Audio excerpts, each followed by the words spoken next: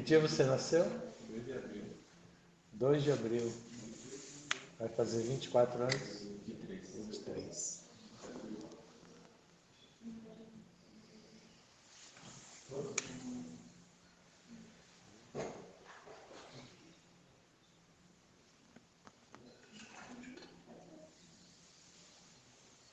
Que bonita, né? Esses devotos fazem cada coisa. Quem foi que fez a guirlanda? Krishnakar, você que fez a guirlanda? Linda guirlanda. Nunca tinha visto uma guirlanda com essas folhas, flores, lilás. Aqui aconteceu um imprevisto com as flores que tinha que comprar, e aí veio um pouquinho, e aí Krishna mandou essa inspiração. E deu certo, né? Não deu vontade de colocar no chão. Quando ele estava catando a flor, eu pensei, vai murchar. E a gente pensa também. Mas não disse nada, deixei, né? Não é bonita, Maharaj? Essa intimidade entre nós é muito boa. Isso é o que a gente aspira o tempo inteiro no momento, é diminuir as distâncias entre todos nós, para que o movimento se fortaleça e que a gente se fortaleça e que a gente possa ser ejetado mesmo dentro da sociedade para levar a mensagem de Prabhupada para a sociedade. A gente não quer ficar isolado numa comunidade na Serra dos Cavalos. A gente quer estar inserido na sociedade, levando a mensagem do Senhor Chaitanya, a mensagem de Prabhupada, para que todos tenham acesso a essa mensagem. Quando alguém vem aqui, a gente tem que ver como resposta de Krishna para nosso serviço, nosso desejo de pregar. E a gente tem que receber essas pessoas como muito especiais, porque são aquelas que vêm espontaneamente, não que a gente não foi buscar, né? Elas vêm espontaneamente. Nossa meta é diminuir a distância entre nós e as pessoas comuns também. Nós somos pessoas comuns, claro, mas eu quero dizer que as pessoas que não são devotos, não? Só para dizer isso, que eu usei esse termo, mas nós somos tão comuns quanto qualquer outras pessoas. Sob um ponto de vista, nós somos idênticos, tão comuns quanto eles. Mas, sob o ponto de vista do olhar de Krishna, nós somos aqueles que já levantamos a mão Krishna. Por favor, dá uma atenção para mim. Então, Krishna tem um olhar um pouco diferente para quem procura por ele. Nós somos essas pessoas de que ainda estamos muito atrapalhados com as coisas que contemplamos, atrapalhados com os nossos sentidos, as necessidades dos nossos sentidos, com as necessidades da nossa mente, com as necessidades da nossa inteligência. É isso, então, embora sejamos pessoas comuns, como qualquer outra, nós estamos implorando a Krishna por ajuda, implorando a Krishna que nos veja. Nós podemos vir diante das deidades, oferecer reverências, podemos cantar, tocar instrumentos e tudo, e nós vemos as deidades. Então o detalhe passa a ser, e as deidades estão nos vendo? Como estamos nos comportando para que as deidades possam nos ver? Quando a gente vem ao templo, a gente se ajeita. Assim. Como quando a gente vai fazer uma entrevista para um emprego, a gente se ajeita. Né? Então, assim, a gente também se ajeita diante da deidade para atrair a atenção, para que ela veja o nosso bom comportamento. que nós temos uma atitude de reverência, uma atitude de respeito, uma atitude carinhosa, né? Cheia de devoção, amor. A gente faz isso porque a nossa linha é personalista e nós sabemos que Krishna tem sentidos ativos. Sentidos ativos. Os olhos de Krishna veem, os ouvidos ouvem. E a pele dele sente tato. Hoje a Pujari estava nervosa, tentando tirar uma mosca com sono. A mosca estava morrendo de sono. Aquilo não é horário de mosca acordar. Então ela estava morrendo de sono no braço de Nityananda e ela queria tirar. Aí depois ela voou para o braço de Govinda. Você chegou a perceber? Não. Pois é. Quase que eu lhe interrompo para dizer, use a chamara, deixe tocar, que elas vão embora. É isso, nós temos alguma atenção com Krishna e Krishna tem muita atenção com a gente. E isso é um princípio da rendição. Nós temos que estar... Um dos princípios da rendição que estão localizados no Chaitanya Charitamrita, que é a base do Sharanagati, né, da entrega total, é que nós devemos ter confiança que Krishna vai nos proteger. Krishna vai nos proteger. A proteção de Krishna pode não ser a mesma que nós estamos esperando. Às vezes nós não sabemos, ou não reconhecemos uma proteção de Krishna, mas Krishna vai nos proteger. Isso é bem explícito dentro da filosofia da consciência de Krishna. Um dos nomes de Krishna é Amanda. Ele não é preguiçoso. Então, quando alguém se dirige a ele, ele rapidamente está presente para atender. Krishna Amanda. E hoje nós temos então o dia do aparecimento de Bhaktisiddhanta Saraswati Thakur Maharaj. E eu estou pensando em colocar o nome do Lucas, Bhaktisiddhanta Saraswati Thakur Maharaj Mahotsava Ki Jai.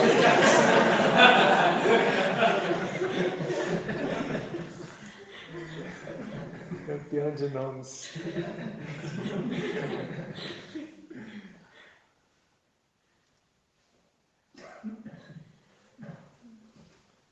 Bhaktisiddhanta Saraswati era conhecido como Simha Guru, tipo sargento, sabe? Simha Guru. E era um guru como um leão. Ele tinha esse temperamento muito, muito forte. Sim. Isso também pode ser outro nome, né?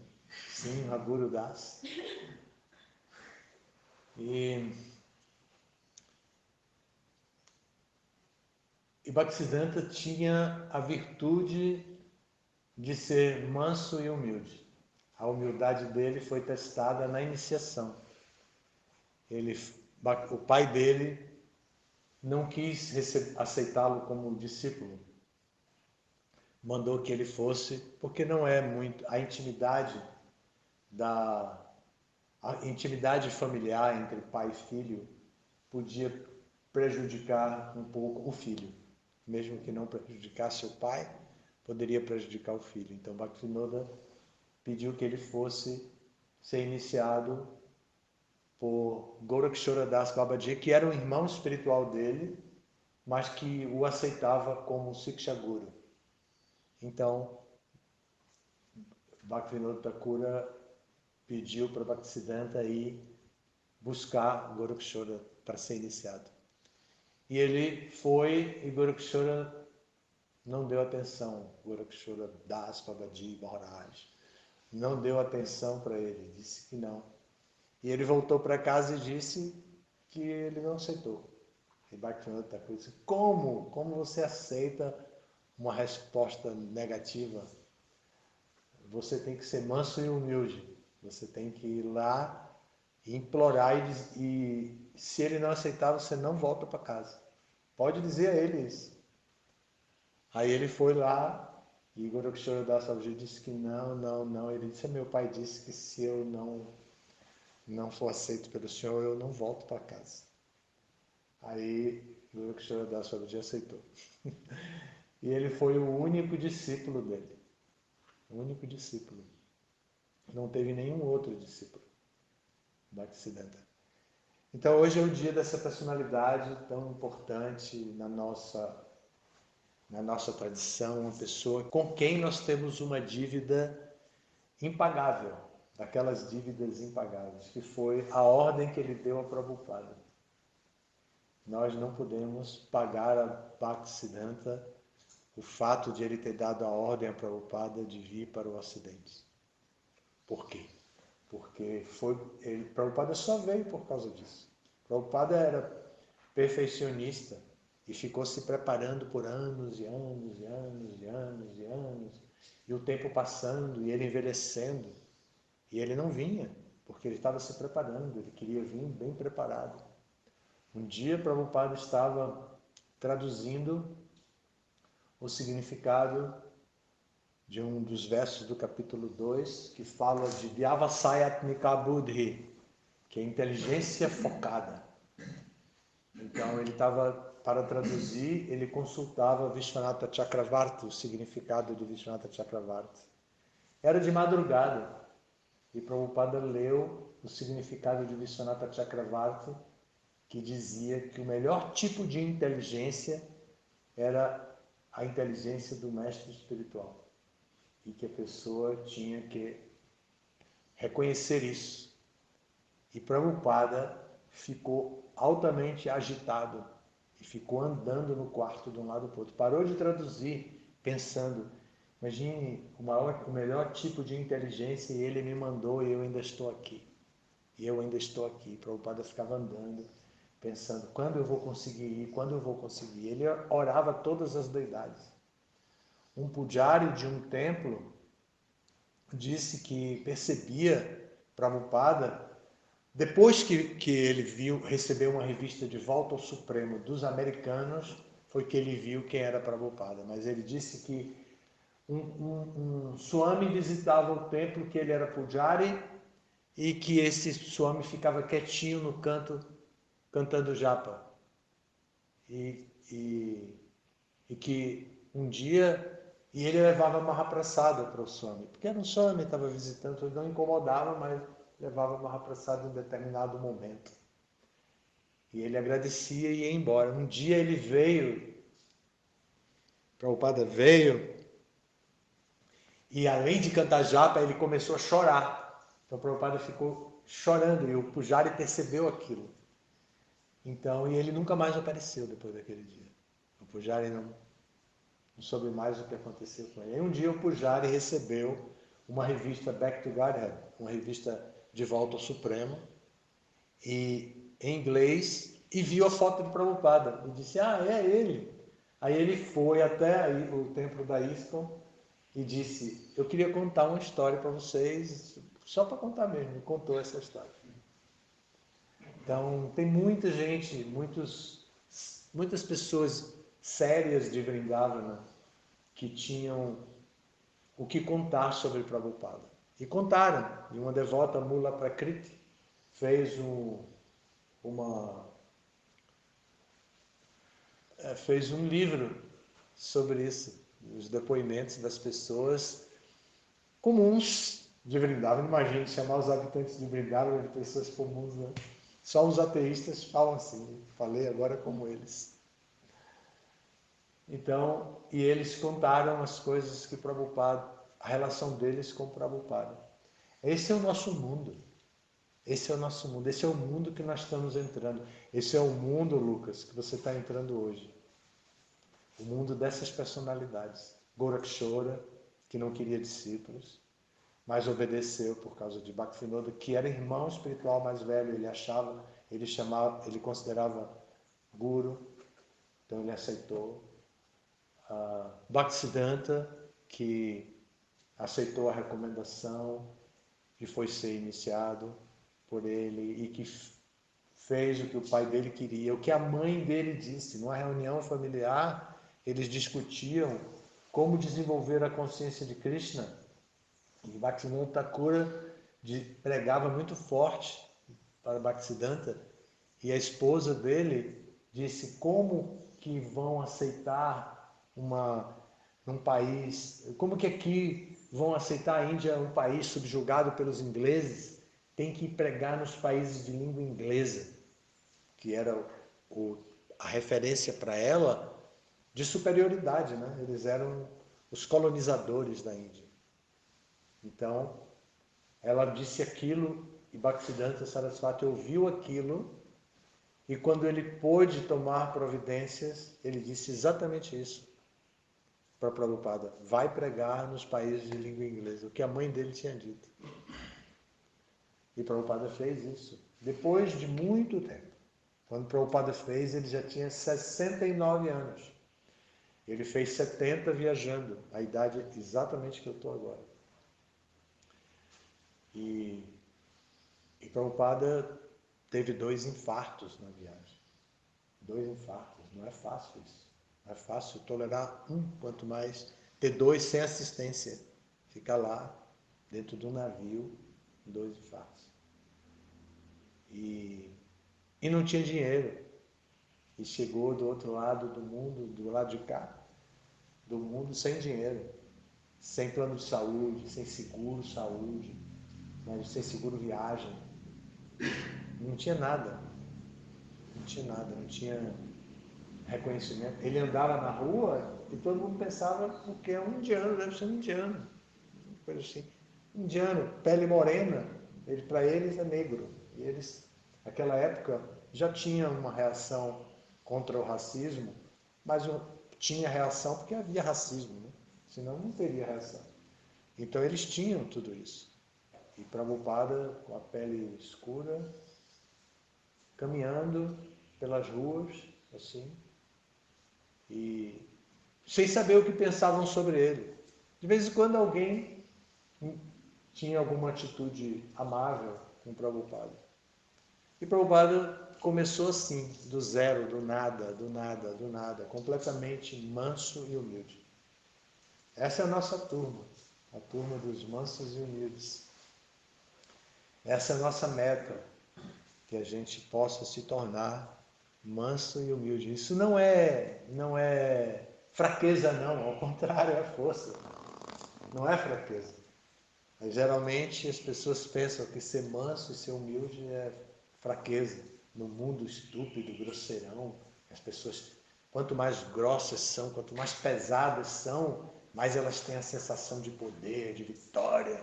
Quanto mais elas se impõem, mais a consciência de Cristo é para mansos e humildes. Imagina, né? É isso. Então hoje, nesse dia sumamente importante, Rajadama tem esse orgulho de convidar o Lucas para a iniciação dele. E todos estão presentes aqui, imagine, né? Audiência total. 100% de audiência. A Globo vai ter inveja da audiência de hoje. E nós estamos aqui com esse propósito de fazer essa iniciação.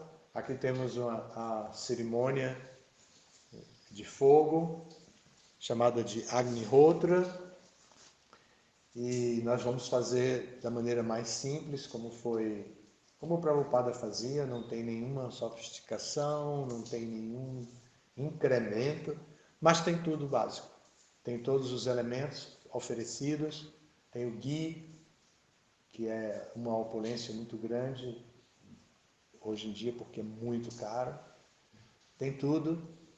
E principalmente estamos ao lado de Prabhupada, em frente a Radha Govinda, as deidades de Prabhupada, Goranitai Paramakaruna, que estão aqui de visita já há algum tempo e estão também aqui. Nrsimhadeva Bhagavan também está aqui. Todos estão nos vendo e nos recebendo, todo o Parampara, E todos vocês aqui, a presença do Maharaj, que abrilhanta completamente a nossa festa, todos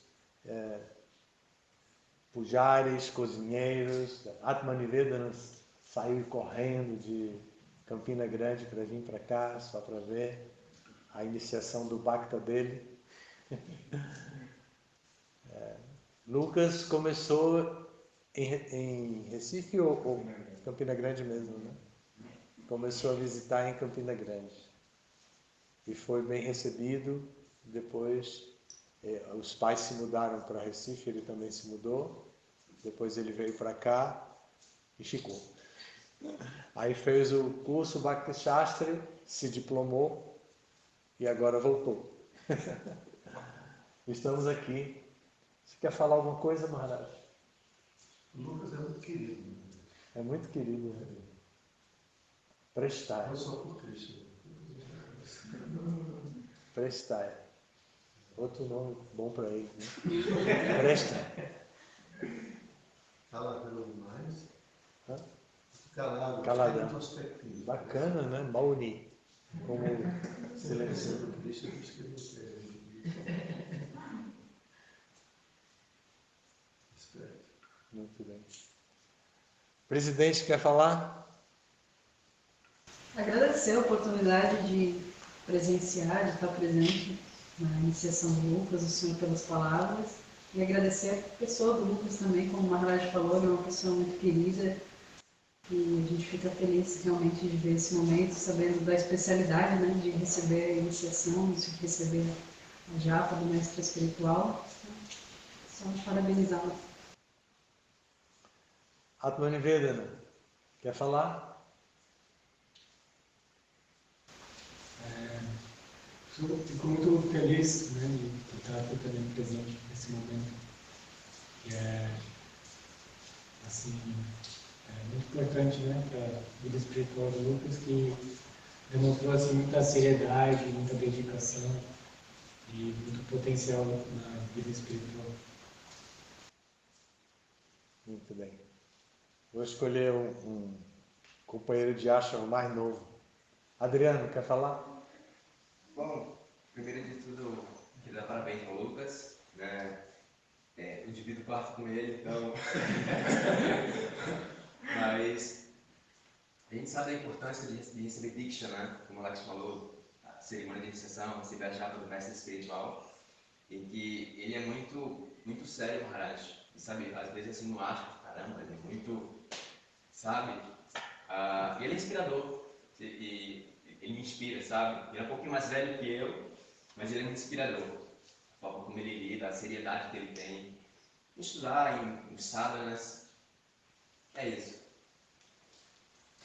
Só comentar mais um detalhe curioso, que quando o Lucas foi fazer o Instituto de Aladuta, a gente, no coração, assim, fica querendo que a pessoa volte, mas ao mesmo tempo reserva um certo desapego, porque sabe que também pode abrir os horizontes, que a pessoa pode aspirar a fazer qualquer outra coisa depois.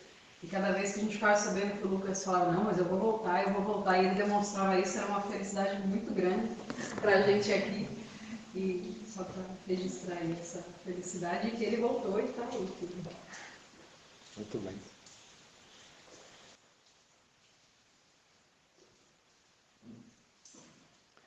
Vrajadama são muitos e muitos anos.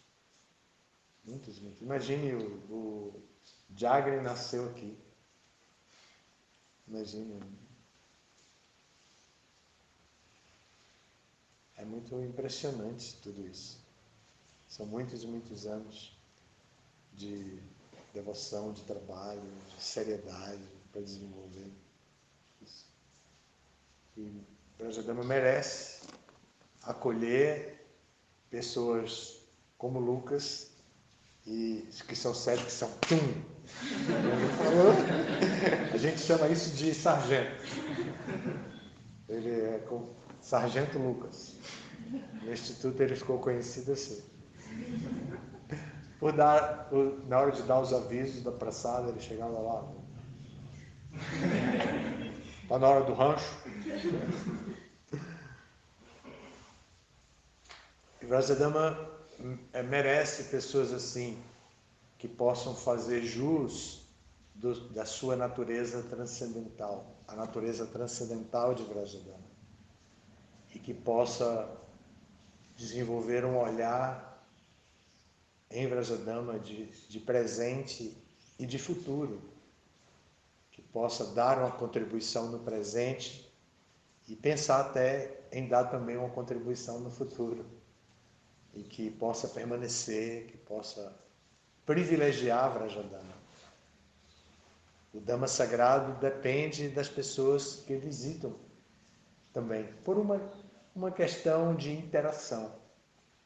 Na verdade, o Dhamma sagrado é independente, ele atrai até mesmo legiões de semideuses, mas ele também depende de que as pessoas que venham cultivem o espírito de preservação do Dhamma. A preservação do meio ambiente hoje é muito falada, mas a preservação do Dhamma ultrapassa a preservação do meio ambiente, porque não é só o meio ambiente material que se manifesta, mas é a ambientação espiritual, transcendental. Ahimsa, né? Pureza, austeridade, tudo. Misericórdia, né? Compaixão, veracidade, genuinidade. Esses são os princípios éticos da consciência de Krishna, e em iniciações Prabhupada costumava falar sobre isso. Compaixão, pureza, austeridade e veracidade, honestidade. São os princípios éticos dos Vaishnavas. Os Vaishnavas têm esses princípios éticos como base, e eles, para vivenciarem esses princípios éticos, eles evitam a violência na sua alimentação, não comem carne, peixe, ovos, nem nada que contém traços dessas coisas. Eles também evitam a vida sexual ilícita, fora do casamento, para os casados, e completamente fora da vida dos brahmacharis e sannyasis. Eles também praticam o princípio de austeridade, evitando todo tipo de intoxicação. Todo tipo de intoxicação. Até o inocente café, que faz parte da cultura brasileira, né? E até isso a gente evita, porque todos esses elementos intoxicantes modificam o nosso estado normal de consciência, ENC. E quando esse estado normal de consciência é modificado, a pessoa atua fora da sua capacidade, capacidade mínima de decisão. Então ela precisa estar sempre dentro de sua capacidade de decisões, de escolhas.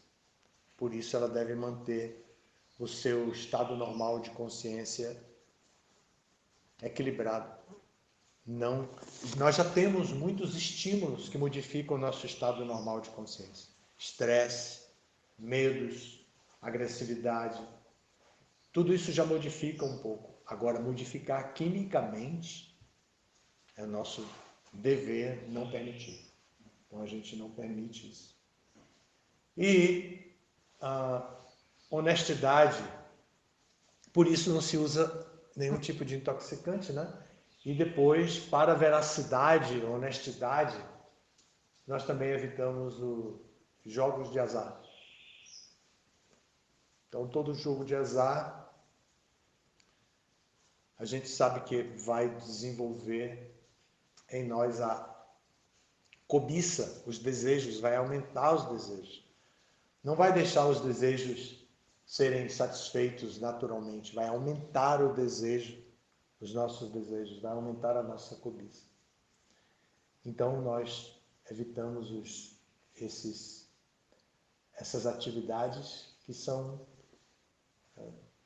consideradas como prejudiciais para a nossa vida espiritual. como básico como seres humanos. E também isso nós também praticamos, mas temos uma iniciativa proativa, positiva, que é cantar no mínimo 16 voltas de japa diariamente. Então, ninguém precisa cantar 16 voltas, todos podem cantar o número que quiser de voltas, mas quando a gente decide ser iniciado, a gente tem que se preparar com um senso de responsabilidade de cantar 16 voltas para depois cantar. Essa é a coisa mais difícil. Alguém pode pensar assim, esses princípios são muito difíceis para um jovem. Evitar a vida sexual, não comer carne, tudo isso deve ser muito difícil. Não tem nada mais difícil do que cantar 16 voltas todos os dias, ininterruptamente, todos os dias, sem falha. Tem nada mais difícil do que isso. Por quê? Porque é um momento de espiritualidade, de refúgio, e nós não somos estimulados a isso. Nós somos estimulados ao materialismo, nós somos estimulados a estar constantemente atuando para fora em reciprocidade aos estímulos do mundo. E agora não, com a japa nós vamos ouvir e cantar Hare Krishna, Krishna Krishna, Hare Hare, Hare Rama, Rama Rama, Hare Hare. Então nós somos estimulados a parar para pensar, ouvir e cantar isso. A nossa mente fica tão acelerada e tantos desejos vêm. São 2 horas por dia, é muito tempo. É muito tempo, 2 horas por dia é muito tempo. Então a gente tem essa grande dificuldade. Por isso é preciso treinar bem. Há quanto tempo você está cantando as 16 voltas? 1 ano. 1 ano certinho? Fez em dezembro, né? Eu não concluí antes porque eu tinha altos e baixos antes de vir para cá. Depois que eu vim para cá foi que... Bacana, é isso aí, com sonoridade e tudo. É isso aí. Então, Prabhupada queria também que nesses dias se mencionasse as ofensas que o Padma Purana apresentam para o cantar dos santos nomes. E, como o Maharaj diz frequentemente nos programas espirituais, tem uma ofensa que é a raiz de todas as ofensas. Né? É a primeira, né? Não, é cantar desatentamente. A raiz de todas as ofensas. Cantar desatentamente. Você pode falar um pouquinho, Maharaj, agora sobre o lucro e sobre as ofensas? Não precisa uma a uma, que a gente já fez isso hoje, inclusive, mas falar sobre isso, sobre a importância de cantar puramente. Você que está tão... que é uma acharya disse, imagine, acorda antes das 3 da manhã, 3 da manhã já começa a cantar japa, imagine, que coisa. Toda vez que eu venho para aqui eu tento, e nunca consigo. Um dia eu acordei 1 hora antes do Mangala, acordei às 3h30 e consegui chegar 5 minutos atrasado. Não entendi, até hoje eu não entendi. Já perguntei a Baladeva o que pode ter acontecido, mas foi assim que aconteceu. Mas já comecei a me organizar de novo. Bom, mas os acharyas explicam que não há nada mais importante na prática espiritual que o cantar dos santos. Essa é a prática mais importante. Chaitanya Mahaprabhu falou insistentemente isso em todos os lugares, entusiasmando todo mundo a cantar os santos nomes. E Lucas, ele tem acordado cedo, quer dizer, de vez em quando. Ele entra na cozinha e acha que não fala muito. Mas ele tem experimentado cantar cedinho de manhã. Então, eu sempre digo para os devotos, né, que a gente deve aproveitar. Se vai cantar, vamos cantar bem, né? Já que a gente vai dedicar um tempo, porque desperdiçar esse tempo cantando de qualquer forma. Então, como é a prática mais importante, vamos escolher o melhor horário, estar bem, para na hora de cantar, a gente poder cantar com concentração e tirar o melhor proveito disso, né? Então, é isso, não tem nenhuma prática mais importante. importante, e todos os acharyas falam isso, só que a gente deve fazer, cantar sem cometer ofensas. Isso significa mudar alguns hábitos que a gente tem, alguns alguns comportamentos que são coisas que tragam a cura, né? Evitar ofender os devotos. A cura fala que a gente tem que ter uma atitude justamente oposta, né? A gente tem que apreciar todo mundo. Se a gente aprende a apreciar, a gente nunca vai ofender. Então, a gente sempre tem que ter uma postura positiva e não a negativa. Não é só não ofender, mas o melhor é apreciar. O que a gente faz, a gente resolve tudo definitivamente. Então, é estudar as ofensas e tentar evitar esses comportamentos. Assim como no yoga, a gente tem os yamas e niyamas, que a gente se prepara para o momento da meditação. Também da mesma forma, essa vida favorável vai nos ajudar na hora da meditação, a gente está com a mente tranquila, mente pacífica. Então é isso. Assim, não é nada mais importante, tudo tem. Prabhupada fala de pensar em Krishna e nunca esquecer Krishna. Então, isso é a mãe de todas as regras. E Prabhupada fala que cantar os santos nomes é a forma mais fácil de lembrar de Krishna e nunca esquecer Krishna. Ou seja, a gente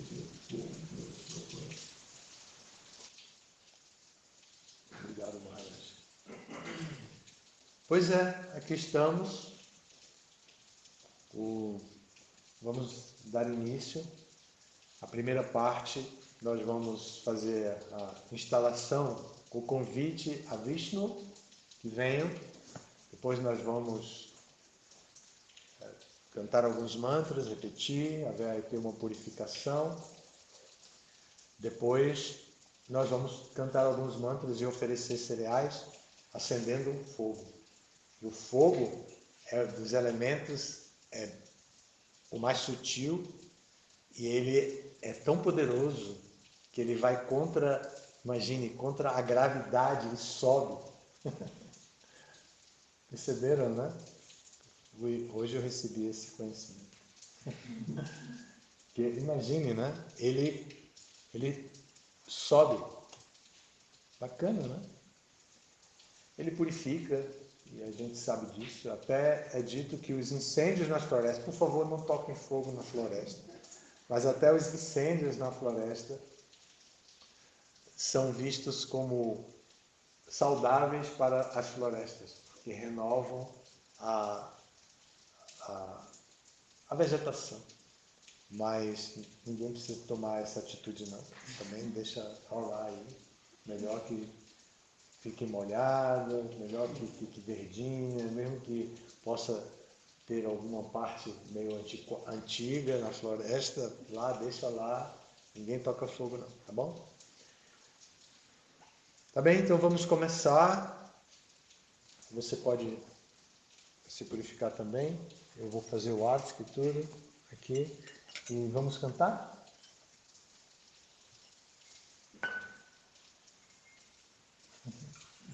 Também podemos cantar japa, se quiserem.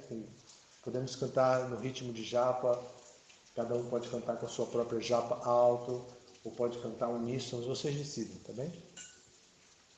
Hare Krishna,